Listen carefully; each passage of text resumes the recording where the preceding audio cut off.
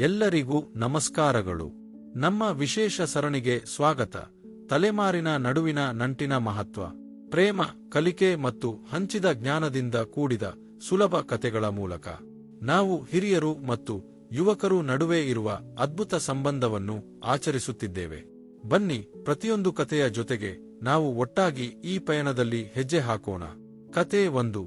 ಹಳೆ ಮರ ಮತ್ತು ಮುದ್ದಾದ ಮೊಳಕೆ. ಅತ್ಯಂತ ಬಲವಾದ ಪಾಠಗಳು ಅತ್ಯಂತ ಕಠಿಣ ಬಿರುಗಾಳಿಗಳಲ್ಲೇ ಹುಟ್ಟುತ್ತವೆ. ಒಂದು ನಿಶ್ಶಬ್ದವಾದ ಹಳ್ಳಿ. ನಗರ ಶಬ್ದದಿಂದ ದೂರ ಸುಮ್ಮನೆ ಬಾಳುತ್ತಿರುವ ಜಗತ್ತಿನಲ್ಲಿ ಒಂದು ಭವ್ಯವಾದ ಆಲದ ಮರ ಬೆಳೆದಿತ್ತು.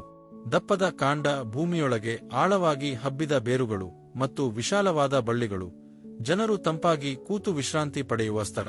ಆ ಹಳೆ ಮರದ ಪಕ್ಕದಲ್ಲಿ ಒಂದು ಚಿಕ್ಕ ಮೊಳಕೆ ಹೊಸದಾಗಿ ಹುಟ್ಟುತ್ತಿತ್ತು.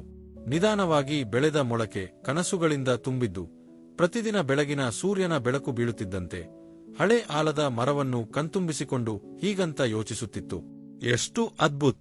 ಇಷ್ಟು ಬಲವಾಗಿರುವುದು, ಎತ್ತರವಾಗಿರುವುದು, ಜ್ಞಾನವಾಗಿರುವುದು. ಆ ಹಳೆ ಮರ ಅದರ ಮನಸ್ಸಿನ ಆ ಆಸಕ್ತಿಯನ್ನು ತಕ್ಷಣವೇ ಗ್ರಹಿಸಿತು. ತಂಡೆದಂತೆ ಎದೆಯಲ್ಲಿ ಎದೆಬಡಿತವಾಗಿ ಎಲೆಗಳನ್ನು ಎದೆಗಡಿಸಿದರು. ಸಾಹಸದಿಂದ ನಡೆಯು ಮಗು. ವತುಗಳು ಬದಲಾಗುತ್ತಿದ್ದವು. ಮಳೆ, ಬಿಸಿಲು, ಗಾಳಿ, ಬಿರುಗಾಳಿ ಎಲ್ಲವೂ ಬಂದು ಹೋದವು. ಆ ಹಳೆ ಮರ ನಿಶ್ಚಲವಾಗಿ ನಿಂತಿತ್ತು. ಆದರೆ ಮೊಳಕೆ ಬಿಸಿಲು ಗಾಳಿಗೆ ತಿರುವಾಗಿ ನಿಧಾನವಾಗಿ ಬೆಳೆದಿತ್ತು. ಒಂದು ದಿನ ತೀವ್ರವಾದ ಬಿರುಗಾಳಿ ಬಂತು. ಮೇಘಗಳು ಕವಿದವು. ಮಳೆ ಗಬ್ಬೆ ಬಿದ್ದುಗೀತು. ಮೊಳಕೆ ಬೆದರಿ ನಡುಗತೊಡಗಿತು. ಭೂಮಿಯಿಂದ ಕಿತ್ತು ಹಾಕಲ್ಪಡುವ ಭಯ ಅದಾಗಿತ್ತು. ಆ ಹಳೆ ಆಲದ ಮರ ತನ್ನ ಬೃಹತ್ತಾದ ಶಾಖೆಗಳನ್ನು ಹರಡಿ ಆ ಮೊಳಕೆಯನ್ನು ಕಾಪಾಡಿತು. ಮೊಳಕೆಗೆ ಆಶ್ರಯ, ಭದ್ರತೆ, ತಾಯಿ ಕುಂಗುರೆಯಂತೆ ಅನುಭವವಾಯಿತು. ಬಿರುಗಾಳಿ ತೀರಿದ ಮೇಲೆ ಮೊಳಕೆ ತನ್ನ ಎಲೆಗಳಲ್ಲಿ ನೇರವಾಗಿ ನೋಡಿತು. ಇಷ್ಟೊಂದು ಬಲವಾಗಿರುವುದು ಹೇಗೆ ಸಾಧ್ಯ ಆಯಿತು?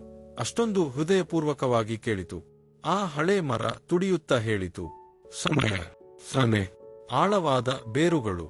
ಸೂರ್ಯನ ಬೆಳಕಿನಲ್ಲಿ ನಿಲ್ಲೋದು ಸಹಜ, ಆದರೆ ಬಿರುಗಾಳಿಯಲ್ಲಿ ನೆಲ ಹಿಡಿದಿರುವುದೇ ಬಲ. ಮುಗಿಯುವ ಸಂದೇಶ. ಹಳೆಯವರ ಜ್ಞಾನದಿಂದ ಯುವ ಮನಸ್ಸುಗಳು ಕೇವಲ ಬೆಳೆಯುವುದಿಲ್ಲ, ಅವು ಬಲವಾಗುತ್ತವೆ, ಧೈರ್ಯಶಾಲಿಯಾಗುತ್ತವೆ, ಗಟ್ಟಿಯಾದ ಬೇರುಗಳೊಂದಿಗೆ ಬದುಕನ್ನು ಎದುರಿಸಲು ಸಿದ್ಧವಾಗುತ್ತವೆ.